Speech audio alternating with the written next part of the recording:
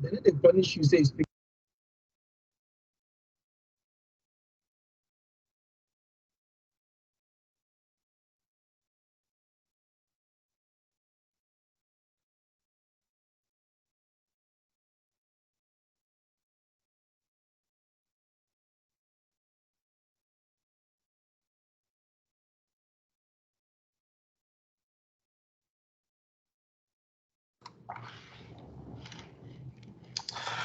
Good morning, everybody. Good afternoon, wherever you're joining us from. We're excited you're here, and thank you so much for taking some time out to talk about the Business Analytics program at UT Dallas. My name is Gaurav Shekhar. I'm the Assistant Dean of Graduate Programs, and I'm also the Program Director for the Graduate Business Analytics Flex and the online programs. Today's agenda is very simple. I'll spend the next maybe 15-ish minutes talking about the program, sharing some of the important things that you should be aware about. But then after that, we'll jump into your questions. Your questions are the most important things for us. So we want to make sure that we have enough time to respond to them.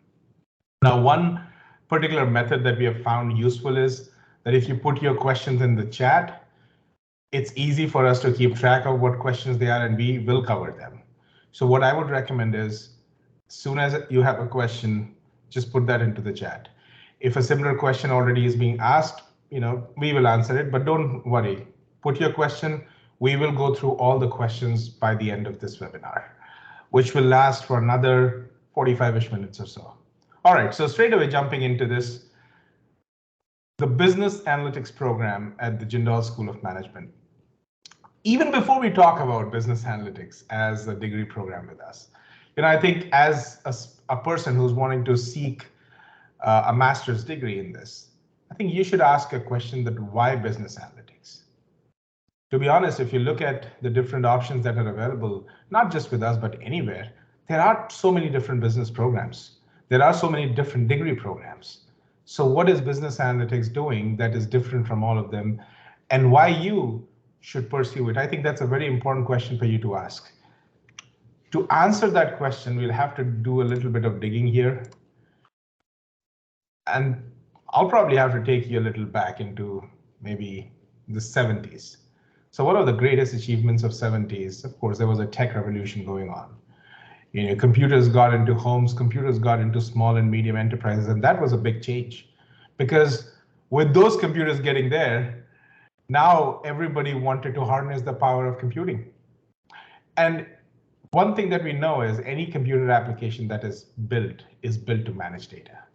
So data has always been the underlying reason as to why things happen a certain way. Now, the 70s was more about how do you store data, how do you provision data, all those kind of things. Maybe the 80s also kind of went into the same mode where you were trying to perfect those applications that were storing your data.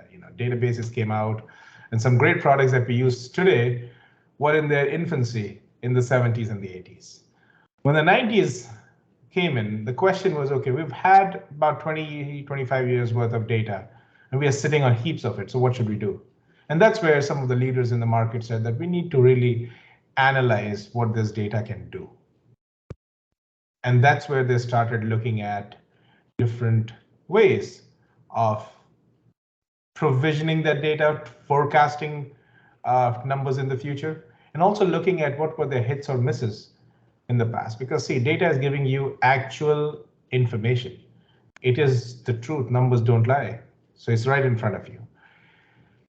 The question is, now fast forward to 2023, a lot has changed since then. We are looking at artificial intelligence in a different way. We're looking at big data. So data has kind of become a part of our lives. In the earlier, and I'll just go back again. So in the earlier 2000s, we were still at the onset of that burst of data. And the question was, we need our people to learn the language of data. We need our employees to learn the language of data. So every company started doing training programs, trying to teach them how to go and analyze data. But the thing is, the need at which, the speed at which this need was increasing was far greater than the speed at which people were getting trained. And anytime industry has a problem they can't solve, they turn to only one person, academia. So that's where the question was that we need to teach these kind of skills around data in our schools. The first program, to be honest, anywhere which was centered around analytics came only in the year 2007.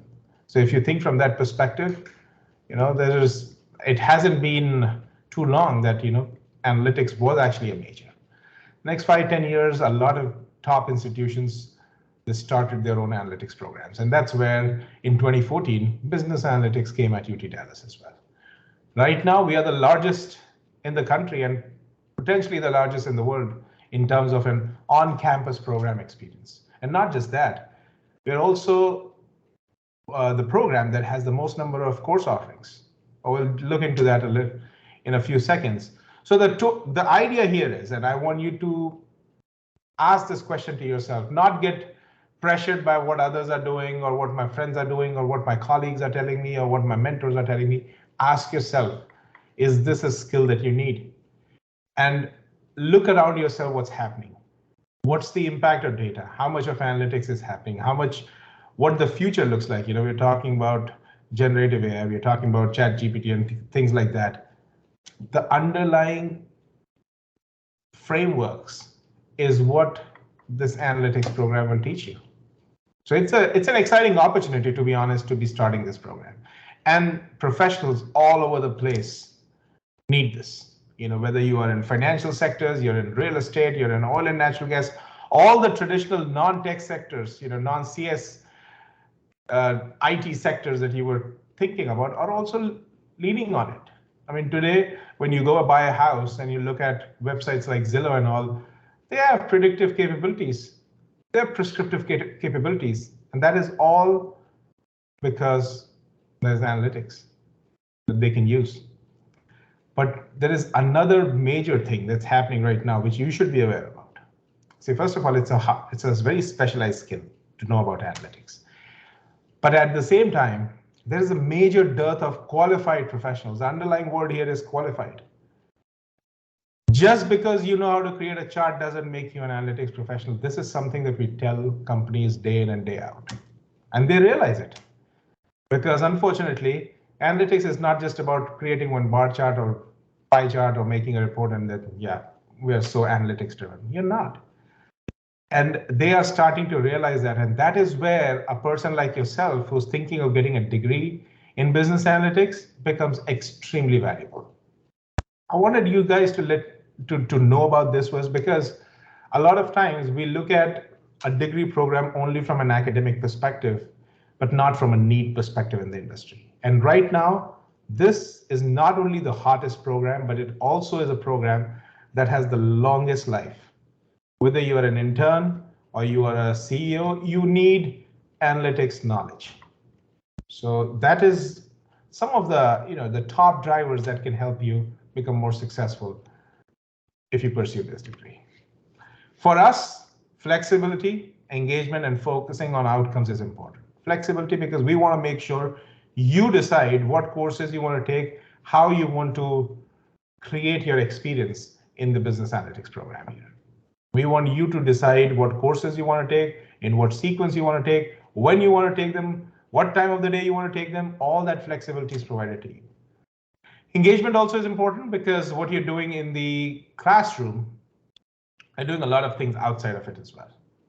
If you spend 1 hour in the classroom, you're spending probably 2 hours on doing activities outside, which is important for your overall development. And we make sure that those kind of opportunities are available to you. Finally, whatever we do look at where is it taking us? Okay, well, we did an event. Did we succeed? Did we meet our objectives? What are the other things that can be done in the program? Stuff like that to ensure that students like yourself only benefit from everything that you do. And we want to make sure that we know that things that are happening in the program are benefiting you. So that's why we are very focused on it.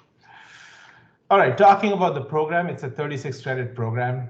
18 credits are your core classes and 18 are your electives. The core classes, I will in a few minutes just quickly look at the catalog.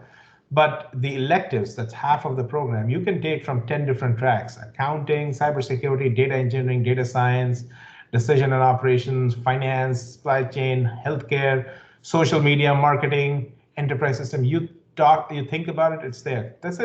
You're looking at about 80, 85 courses from which you can pick 6. We talked about flexibility. There you go. It's a STEM designated program. So if your employer is looking for somebody with STEM skills, this is a program. If you're an international student, you get that extended benefit of your OPT because of STEM that happens in this program. We admit people in all 3 terms. So fall, which is August, and we're gearing up for a good class. Spring, which is in Jan, and then we also have a small class that starts in summer, which is in May. As I mentioned, we are the largest in the country, and despite that, our average starting salary is about $100,000. This is mostly people with 0 to 2 or 3 years of experience, and what we have seen is with every year of experience that you bring in, on top of the average, it's $10,000 per year that you earn more. We have partnerships with dozens of companies, and when I say partnerships, it's not like, oh, we just know each other. We work intensively. We work on research projects. We work on projects in our practicum classes, capstone classes. We have partnerships where they are coming as judges. They are mentoring our students. They're hiring from us. We are on each other's speed dial, and we have so many companies with whom we share that relationship. Why? Because it's important for industry to not only invest in academia, but also engage very well. And who's the beneficiary of this relationship? You, the students.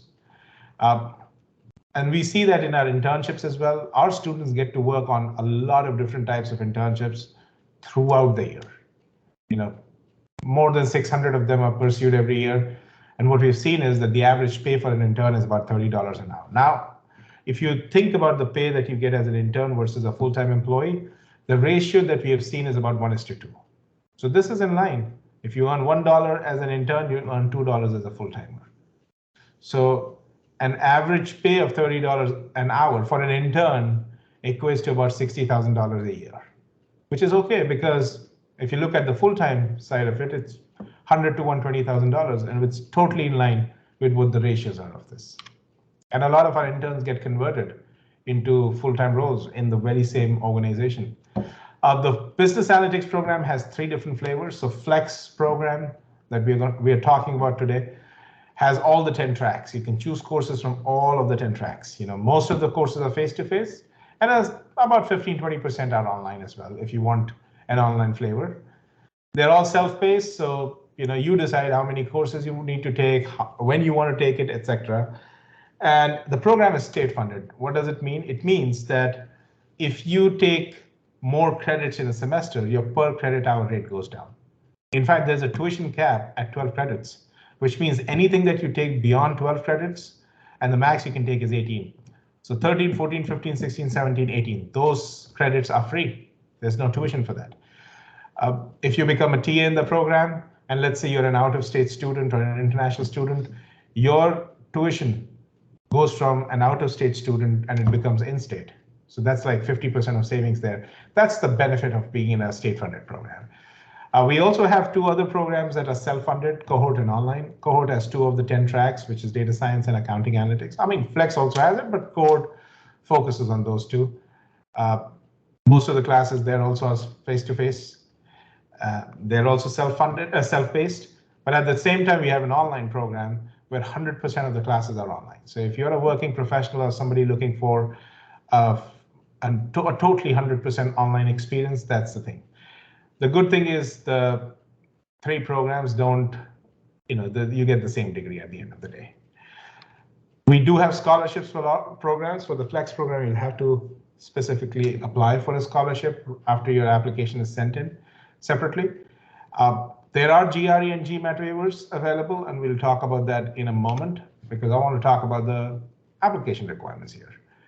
Now, we do need GRE, GMAT, and if you are going for a scholarship, yes, one of the things that you need is to submit one score. But if you think that you don't want to write your GRE or GMAT and want to submit a waiver, you can submit your application and then after that send an email to jasonGRadvising@utdallas.edu to get your waiver. Just not get a waiver, but you potentially submit a request and then our committee evaluates it. and maybe in about 10 business days, they'll let you know whether the waiver was approved, or if not, you'll have to write the GRE. Generally, what we have seen is people who are lower on their undergraduate scores potentially get rejected, because see, one of the things that we want to see is we kind of predict by looking at your scores and your profile that if this student had to go and write a GRE or a GMAT, will they be successful and will they be able to crack enough score and get a good score that we can accept? So when we are giving you that waiver, we're trying to predict your capability of your success in a GRE setting. However, if you have lower scores, I think writing the GRE or the GMAT is good for you, because then that gives more to the admissions committee to look at, because the review when we do for your applications, it's holistic. There is no one thing in your application that can tank your potential, and there is no one thing in your application that can boost your capability to get admission into UT Dallas. So the more you provide us, the better it is. We need your transcript. Unofficial would do scans and all just to make the decision, but right after that, you'll have to submit attested official copies once you're admitted. We need your resume, letters of recommendations, and then your personal objective statement. That's your essay. The thumb rule is it's a one-page document, double-spaced. But what we like reading in these essays is why this degree and how does this degree factor into your future? If you can answer those two questions well, great. Now, a lot of times we get requests for application fee waivers, and unfortunately, being a state institution, we cannot waive your application fee. But once you're at UT Dallas and you apply to any other program, for life, you don't pay the application fee. No late fee, no application fee. But the first time when you're getting into UT Dallas, we can't give you a waiver. The application fee cost, by the way, is $50. And then if you have done your undergrad outside of the US, there is a foreign credentials evaluation fee of $50 on top of it that will be charged. If you're submitting a late application, which means that for the spring semester, it's October 1st, which is the deadline, but we do accept late applications all the way until end of December. And for fall, the deadline is May 1st. Anything beyond that will be, again, assessed, but there will be a late fee. And the late fee is $75. Scholarships, as I said, for the Flex program, we need a separate application. It's due October 1st for spring 2024 and May 1st for fall 2024, which means by this date, we should not only have your application in for the scholarship. So that means you have applied to the program, there is an application for the scholarship, and your official GMAT and GRE scores have reached UT Dallas, not reported, but they have reached UT Dallas. It takes about 2-3 weeks for the scores to come, so you factor that time in, please. TA-ships are not given to students in the very first semester because we want you to be at UT Dallas for one semester. So you are made a TA for a course that you have taken. So that's the reason why we cannot really make your TA in the very first semester, but it's available from the second one.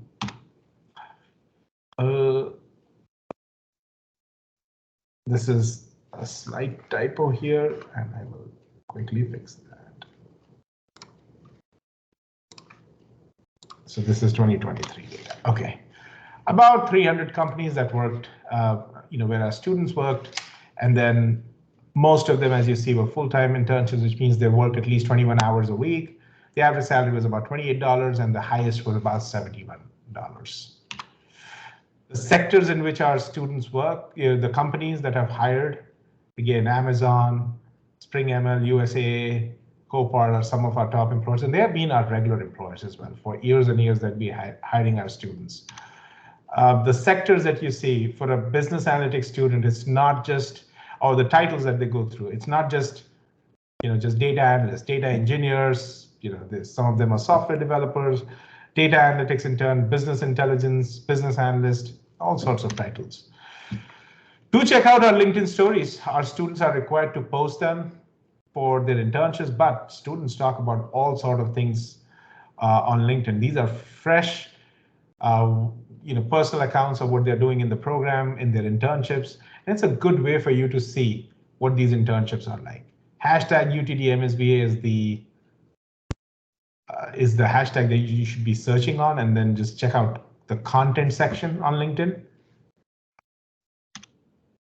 Lots of student organizations. We have more than 400 of them at UT Dallas, and about 70, 75 of them are in the School of Management. But these are the ones where our students mostly are engaged.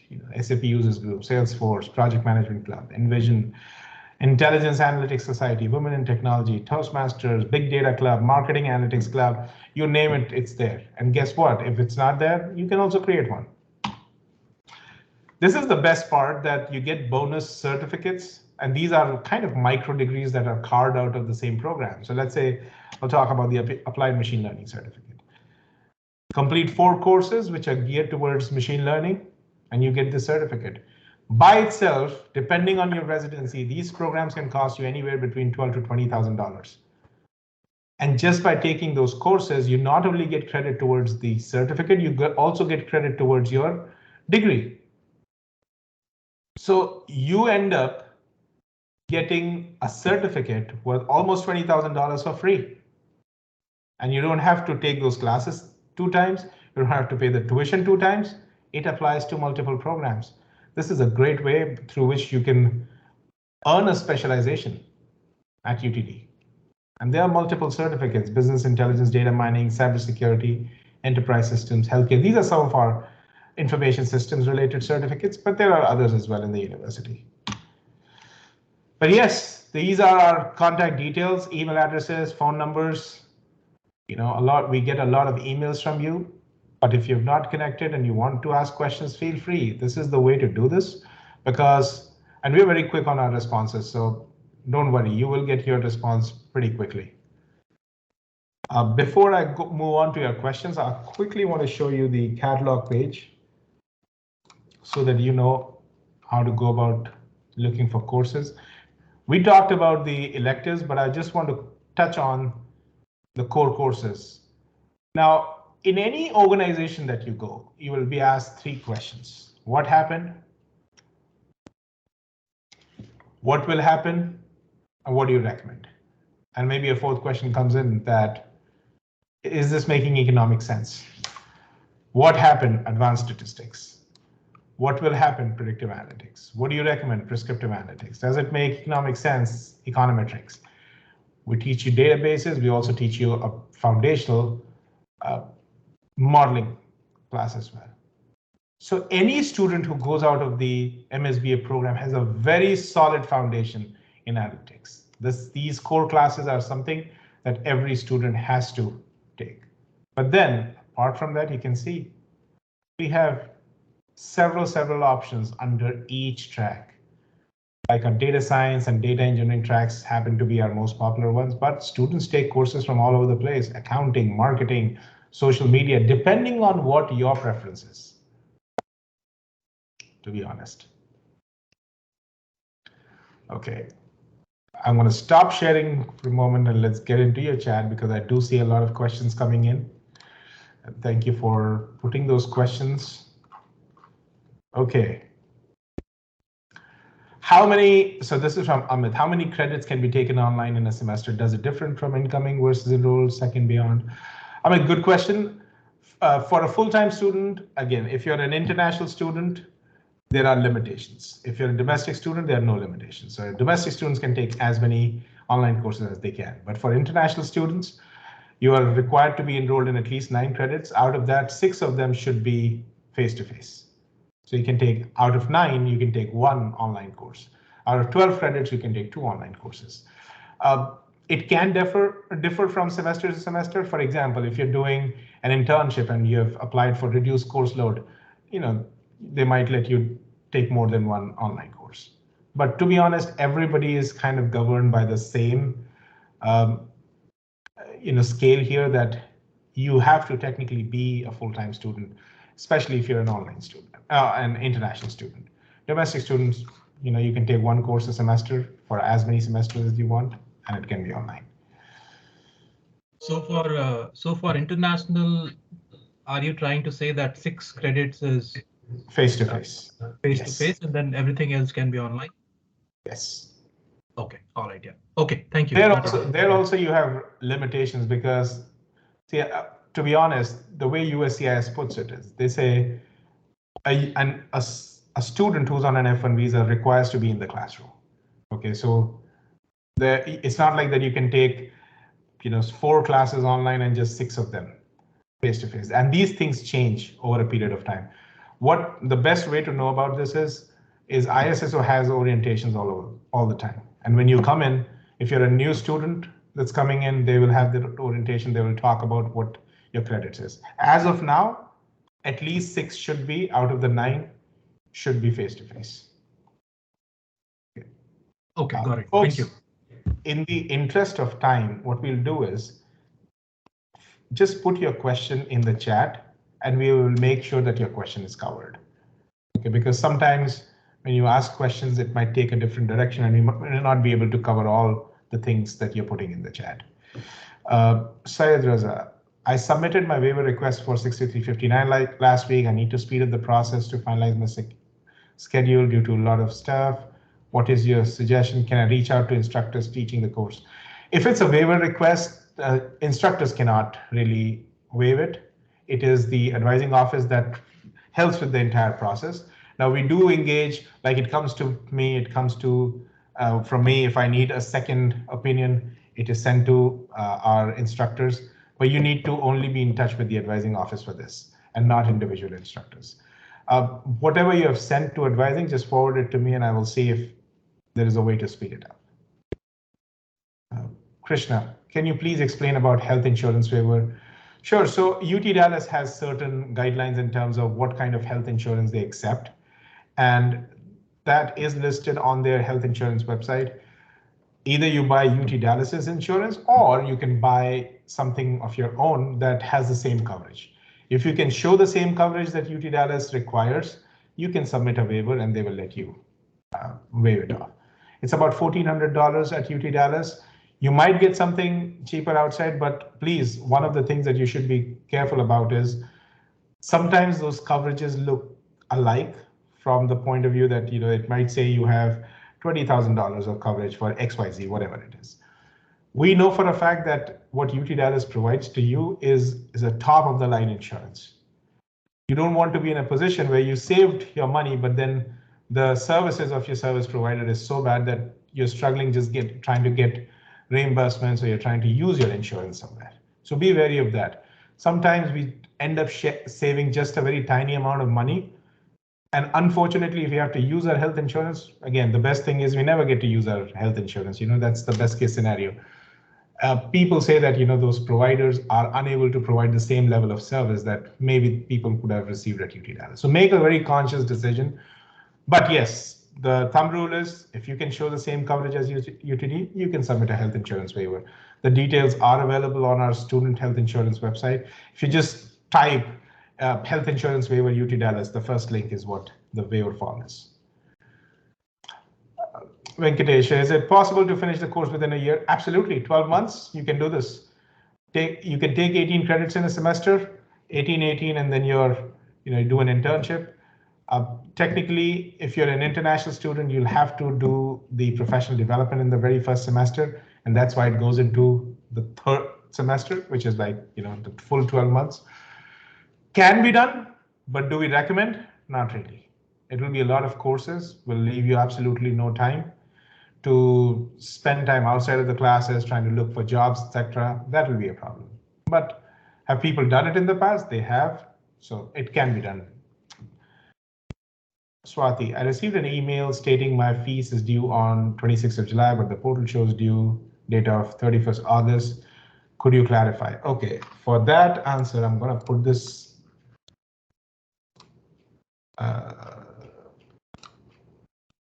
I have some clarification on the dates that I want to share with you.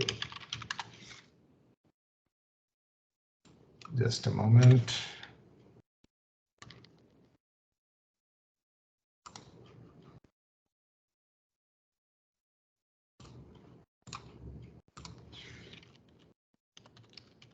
So for any new student, you are not, 26 July doesn't apply to you, and you will see maybe a positive hold put on your account just to tell you what your payment date is.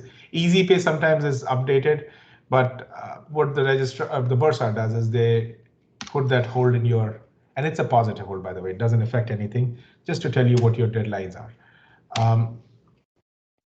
I have just put the dates in the chat here.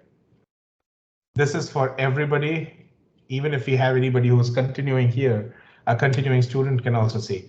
But what has been communicated to us is that if you are a student who has not received a scholarship, then August 17th is your deadline. But if you are a student who has received a scholarship, then it's August 31st. Okay. Next question. Do we have course specific discussion with faculty today? No, you cannot. This is a program event, so we don't bring in faculty for this. But if you want to talk to the faculty, see on our course book, which is available to you online, if you see the faculty, feel free to send them a question that you might have.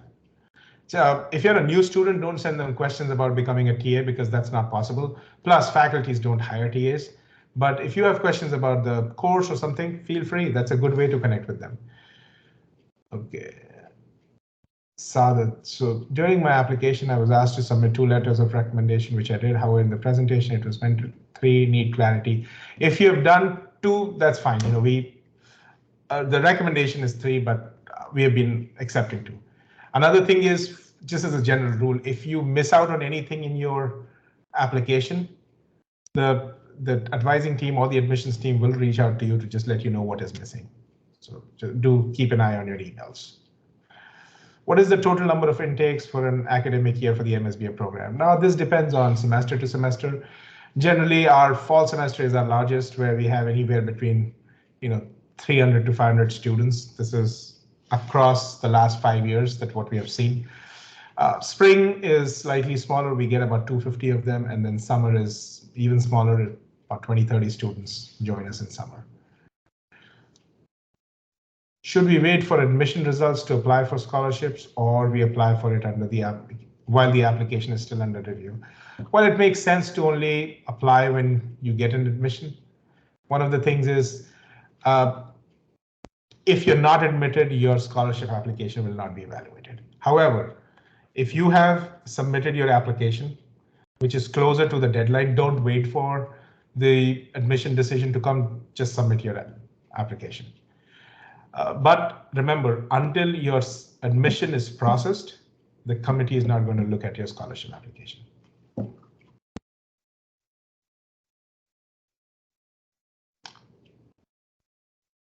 Okay. Nikhil,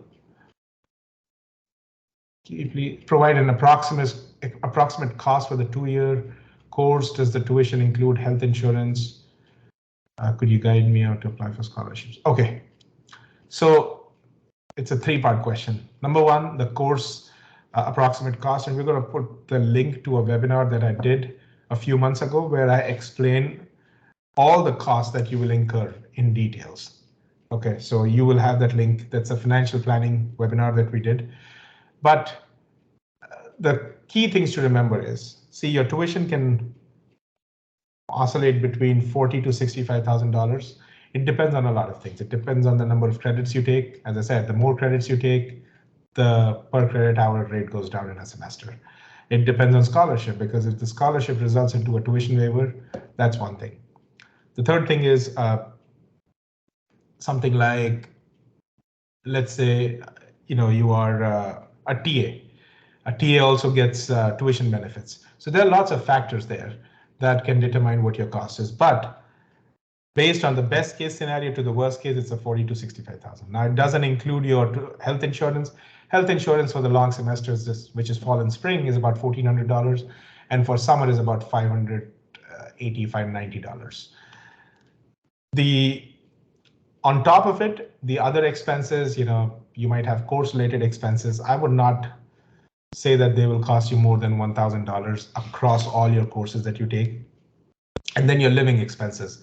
that's a lifestyle expense. If you have expensive taste, then it's different. So the cost that you see for living, based on what I see right now with my students, is, I would say, between $700 to $1,000 in a semester. You should be good. That includes your rent, your utilities, and any other thing that you need. But again, it's a lifestyle expense. So another $25,000 over a 2-year period will go into your living, around that much. But do watch the webinar, because in that webinar, we cover a lot of different scenarios. A student who has scholarship to a student who has no support. How do you go about funding your degree? So that's a good webinar. Okay, Sagar, I have completed my Master's of Library and Information Science recently and currently working on core focus in information science and knowledge management. I work on analysis of information and I bring out valuable trends for the same. I'm interested in furthering my knowledge by taking up analytics. Since on a graduate level, I had done a bachelor's degree in commerce and accounting, will there be a hindrance for me to take up this course? If yes, how can I overcome that? Okay, so the gist of the question is that I have somebody who doesn't have business analytics background. Guess what? Most of the people don't. Just because you have taken some courses related to CS, or you've been maybe your work experience in that, there are aspects of the program that might be very new to you, irrespective of what your past experience is. If you have nothing to do with the CSIT, you're not at a disadvantage. We get students from all over the place, commerce, economics, and they really do well in our programs. This program is designed for everybody who wants to learn about analytics, because technically every sphere of, or any domain that's out there has an analytics element to it. So there are ways through which you'll be able to make that connection very well. Yes, for some of the courses, there are some technical things that we teach you, some programming is involved, some analysis is involved, all those kind of things are there. That's not a problem. It's not a hindrance. You will be able to look into it well and you'll be able to do well. So, and we do boot camps, we do provide you additional access to things like, sometimes Coursera, Data Camp to help you get skilled. You have your TAs, we started a tutoring program. There are lots of other resources for you to do well. To be honest, we have seen often that our students who don't have any background in CS or IT are actually better candidates when they end up taking our classes, because they're able to use their past experiences from the domains that they have either got trained in or they've worked on. And when they bring that into the classroom, their ability to understand what's going on is much different than somebody who's probably just looking at it from a tech perspective. Yes, there is tech involved. We are in a digital age and we need to know about tech. And there's no other way to really do it well. But there's a lot beyond the tech as well. In fact, the number one skill that you will gain is not how you run these tools and programs. The number one skill that you'll gain is how do you interpret the numbers that are thrown in front of you.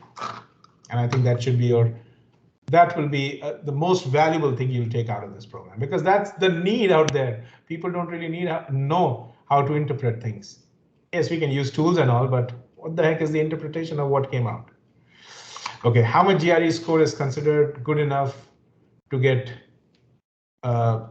scholarship for in-state? So there is no one particular GRE that we can tell you. To be honest, GRE is also not the only thing. If you think that just the GRE is going to get you something, it's not. Yes, it helps your application, but it's not the only thing. It also depends on the pool of people that have applied. Now, what we have seen is our averages for admission is around, since you asked for GRE, is about 310, 320, 312.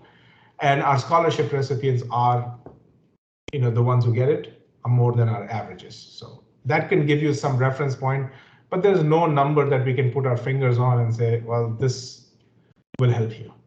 Another thing is how sooner or later you apply also matters. Now, if you apply on the very last day of the scholarship application, and we roll out these decisions every 2 or 3 weeks, maybe a score that may have got a scholarship in the past, and you have more than that score, you may not be still the best candidate at that point of time because now we have lesser scholarships to give out because it's the very last day.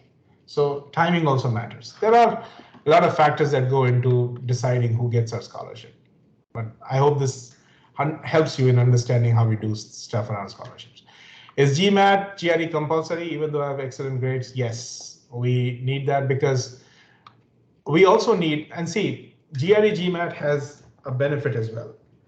Somewhere we need some way to even standardize scholastic achievement. You know, there are almost 2,000 different universities from which we get applications. And every university is very different.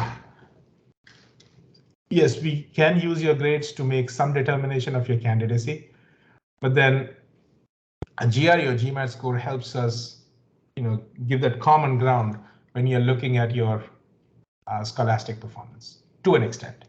So that's why we need it. Venkatesh, can you tell me if there is a deadline for applying for I-20? So things like I-20 and all, you need to work the timeline backwards. Let's say fall 23, if you're starting your program on August 21st, I would say that you should be ready for your visa interview and all at least 3 months before that. To get a visa appointment, you will need an I-20. And to get that appointment, it sometimes takes several weeks before you get it. So add another month to it. So if you're getting your I-20s in maybe April, it's, you're pretty good with. So 4 months before the start of classes is a good enough time. Can you apply for it later? Absolutely, you can. Your timeline will be short and you'll be doing too many things in a small period of time. But if you want a relaxed timeline, I would say at least 3 to 4 months before the start of classes when you should have your I-20 in hand. There are a lot of things beyond getting your I-20 that you need to invest your time in. So get it as soon as you can. I am an international, so I'm looking at Ragul. I'm looking at completing the application by last week of August. How long does it take for decisions? So it takes us about, I would say, between 2 to 4 weeks, depending on your application. If everything is with us, all the documents are with us, 2 to 4 weeks. If you ask for GRE GMAT waiver, add another 2 weeks to it. But what we have seen is, irrespective of what this timeline, and this is more of a generalized timeline, our admissions team sometimes, if we have everything in place and we're able to review it, they have done stuff in a week as well. So if you're applying this in the last week of August, expect a decision by maybe the 3rd week of September or the last week of September. Yeah. Okay. What are the requirements for scholarship? I'm currently located in Dallas and will attend in person. Well, again, the requirements is same. You just need to apply using the scholarship app, and that's it. But you need to apply with the scholarship app and also submit your GRE or GMAT score. I'm currently enrolled in the management science program. How would I like to switch to? How can I? So Adami, reach out to advising, and there is a change of program form that you can fill out and talk to them what courses will count from management science towards business analytics. We have had students come in the past as well from management science, and in most of the cases, we were able to count 100% of the courses that they took. So just reach out to advising. The process is very straightforward and simple, but they will be able to help you with the forms and all. The form hardly takes a minute to fill out. To be honest, all you have to put it is what your current major is and what major you want to get into and your name or student ID. But I would recommend sitting with an advisor and just doing a degree audit as well, just to see what counts towards business analytics. If you want to send me also an email, feel free to do that. I can respond back and look at what will count or not. If you get a scholarship for spring semester, we're willing to get, and if you're willing to get scholarship for next semester, what academic criteria should you maintain? The number one thing is, if you get a scholarship, you need to be in good standing, which means your GPA needs to be above 3.0. Now, to get a continuing student scholarship, which is awarded every fall. The minimum requirement is 3.35. 3.35 is what you need on the GPA. After that, there is an application again. And one of the things is that there are lots of donor scholarships that get open for our continuing students. So you might want to even look into that.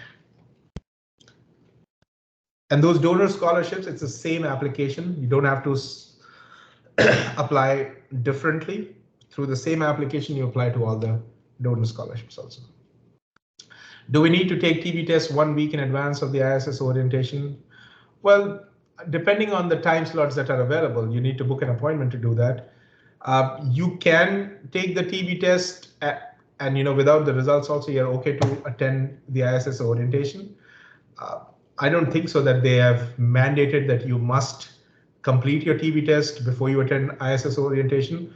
What I know is that to attend classes, before you sit in your classes, you need to have your TB test hold removed, which means you need to do your TB test and get the results in time. But I don't think so for ISS. So unless they have specifically mentioned it, I don't think so they have.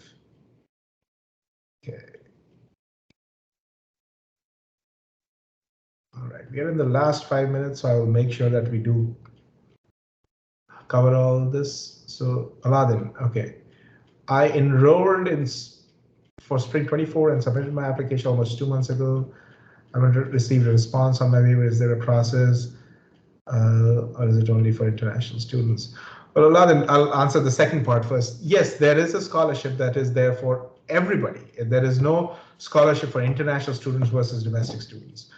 Our scholarship is $1,000. And what it does is, if you are an international student or an out-of-state student, you get that in-state waiver for our Dean's Excellence Scholarship. If you are a student who's, you're getting that $1,000 plus the benefit. But if you're a domestic student already, you're a Texas resident, you already have that benefit. So it really doesn't matter. You'll get that $1,000 for sure. But in case your residency, I mean, you're a US citizen, but your residency is non-Texas, and you get that scholarship, you will get the in-state benefit. We have had people that moved from other states to come to UTD. They are US citizens, but technically they're not Texas residents when they started the program. And they became Texas residents a year later, but they started off with $1,000 and that in-state benefit. Venkatesh, I have total 6 years of experience and I submitted 1 LOR. Is that fine? It should be okay. What time frame is for spring, people? I'm assuming you're talking about the deadline. So the deadline for regular applications is October 1st. For scholarships is October 1st. You cannot submit your scholarship application after October 1st. And your application deadline, even if you do it after October 1st, like let's say you don't care about scholarships, but you still want to just apply, yeah, we will evaluate it after October 1st as well, but there will be a late fee of $75. Can you elaborate on the tutoring program? Okay, so this program is mostly about, we've identified a few courses in which we see people struggle and they need more assistance. So what we have done is we are coming up with a new concept of a study hall where there will be senior students, who've been here, but they are ones who have done very well in these courses, and they will act as tutors. They're not going to sit with you and solve your assignments, but they will take up topics. So you'll first learn the topic in your class. You might have a chat with your TA later on, but then you have a third resource in the form of a tutor. It's totally optional. If you need them, you can go and get this tutoring service. Application deadline for Spring 24 is October 1st, but late applications are entertained all the way until end of December. When can we start applying for scholarship who got admit for Spring 24? So those scholarships open somewhere in late August. That's what we've always done. But keep an eye on our scholarship portal because we don't announce that it's now open, but somewhere towards the end we do in August. Okay, Venkatesh, I inputted my GRE score, but since uploading the score document was optional, I did not submit it. However, in my application portal, it says that my is still required. Can you assist me? So again, until your actual scores, your official scores are reported from ETS, they will always be required. Even if you had submitted your unofficial report, it would still say send your GRE scores. So if you send that through ETS, once it reaches us and it is evaluated, and it takes about 2-3 weeks, because on your ETS portal it might say submitted, but it's not sent immediately. It takes a few weeks for them to send it, and then once it reaches UT Dallas, within that same week it is evaluated. So once that is done, they will mark it as completed. Are ISS services of airport pickup and temporary housing contingent to availability? Yes, because again, what ISA does, first of all, they do a fantastic job in picking up more than 1,200 people from the airport. You know, a lot of them require sometimes temporary accommodation. You know, they help set up services like you know, your telephone, your cell phones, your bank accounts, and all that kind of stuff. These are all driven by volunteers. And it is subject to availability, but one of the things that is there is that they try their best to make sure that anybody who requests it, they get it. So for example, your pickup is easy because they will make sure that they pick you up. But then in terms of temporary accommodation and all, that definitely depends on availability. Reach out to ISA, and you know, if you have questions, they can directly answer those. Okay, this is not bad. It's 9:30 and we are right on time with our questions. We've just making sure that there's no other question that was left. Hello, am I audible? Oh, did we? Actually, my chat is not working. Okay, go ahead, Ikra, go ahead. Yeah, actually, I was like trying to put on my chat, but my chat box is not working. I was No just problem. trying to text You from can that ask your time. question. Yeah. Yeah, you can ask your question. Yeah. So my question is like, am I supposed to? What are the documents I'm supposed to carry on the for immigration purpose? Because my like I got a admit from spring, and my visa got admit for spring intake, spring 23. But later on, due to some health issues, I couldn't fly, and I just got the deferred I-20. So now, what are the documents I have to carry? See, your I-20 with the right start date is important. So if you're deferring whatever your deferred semester is, that start date should be on your I-20. The second thing, of course, you have your Yeah. visa with you, you have your admission letter with you. I think those are pretty Yeah. much the documents that you need to fly out with. But what I would recommend is reach out to ISSO as well, because, and on ISSO's website, there is enough documentation about, you know, best practices or what you need to travel. But technically, at your port of entry, they will ask you for your I-20, your visa. Those are the two things. Carry your admission letter, and I think you should be good. Okay. And like, are we supposed to take any vaccinations before we reach out? Like, I'm 23 and meningitis is not required, I think.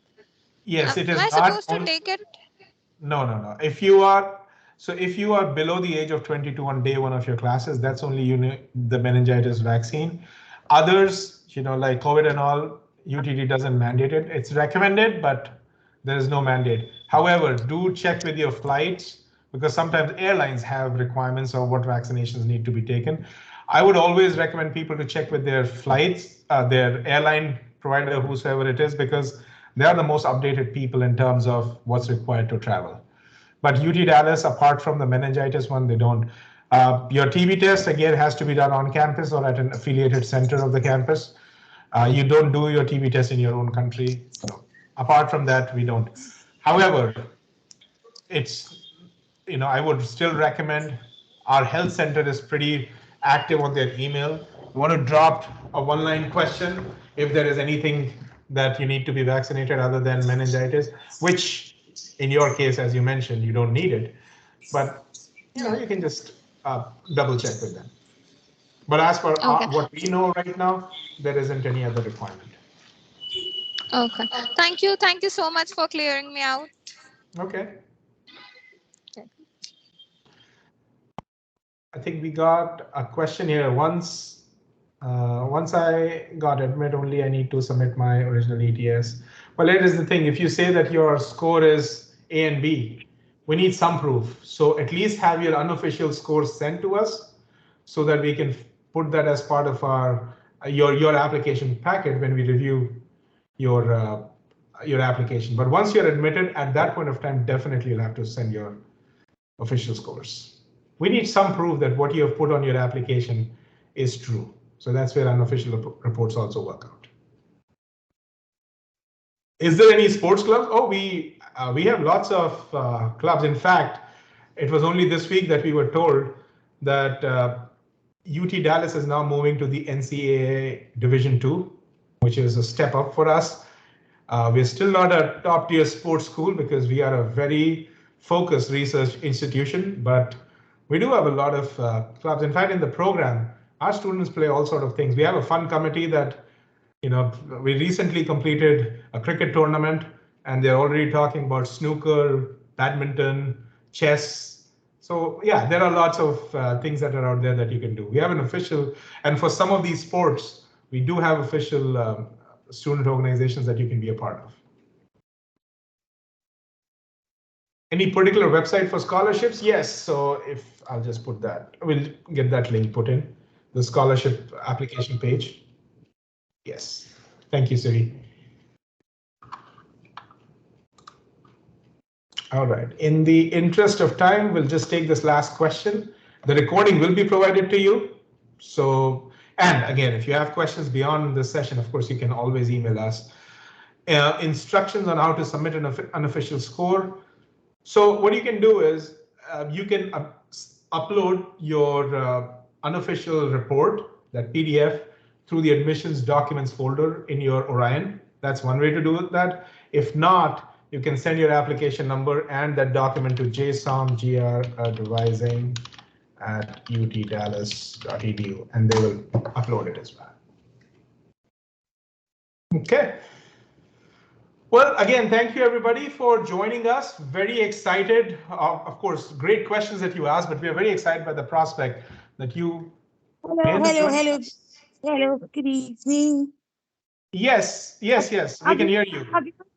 I've been raising my hands up and no one is noticing. Go ahead. Ask us. What's your question? Please, I would like to know, my immigration status is still ongoing. I want to know when it is the final date for resumption, please. So you're talking about your immigration status? It's still ongoing. Okay. I've not yet gotten my visa yet.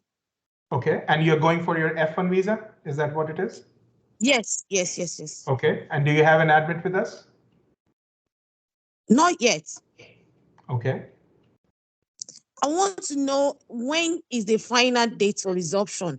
So if I'm able to meet up with the 4, I pray so. I just want to know because I've been working on expediting the visa appointment. Okay, so let me ask a question. If you don't have an admission from us, how are you applying for an F1 visa? I have admission. I have. Okay. I've been admitted. Okay, you have admission. Okay. Yes. And you're asking about deferral, is that right? The final resumption date. I'm sorry, I'm not able to get the date part that you're asking about. I was told from all the newsletters, that ISO Cultural Week will commence maybe on the 11th or 10th. So I'm just working towards that first week of August. Maybe that's when I'll come in from Africa. Okay. So I just want to know whether if that will be okay, it will not be too late for the resumption. Thank you. Oh, yeah. So, see, we are starting our classes on August 21st. And you can enter the country 30 days before that. So even if you're coming in August, the thing that you should be aware of is that you need a few things that need to be done before you start classes. One is the international orientation, then your TV test, and then we have school level orientations also towards the start of classes. So let's say if you're able to come by the first week or the 10th of August, you're good because we can get all of that done with you. All right. If you're coming in the second week of August, we will be cutting too close to the deadlines. But you know what? Still, it's possible to get things done. So plan in a good scenario. What I always tell students is come at least 2 weeks before the start of classes. That gives you enough time. But if the only option you have is a week before, do plan to come and we'll figure out how to get stuff done here for you, like all the orientations. All right. All right. Thank you. Well, we look forward to your coming. That's good news. Thank you. Yes. Thank you. All right. Well, thank you. Thank you, everybody. Oh, I see another question. I'll just cover that last one as well. My GMAT was waived. How long does it take to process the application? Well, if your GMAT was waived this week, then you are potentially put on a graduate committee review right after that. I would say that email should come out to us, to the committee, in the next 2 or 3 days. I would say you will get your letter hopefully by the end of next week. Next week or maximum 10 days from now, since it was waived. All right. Well, again, thank you so much, folks, for your great questions. This, of course, is always exciting to see people come to UT Dallas, but we look forward to seeing you on campus soon. And stay tuned. We'll have more webinars if you have more questions, and you can always email us. But have a great weekend, and we'll be in touch soon. Bye-bye.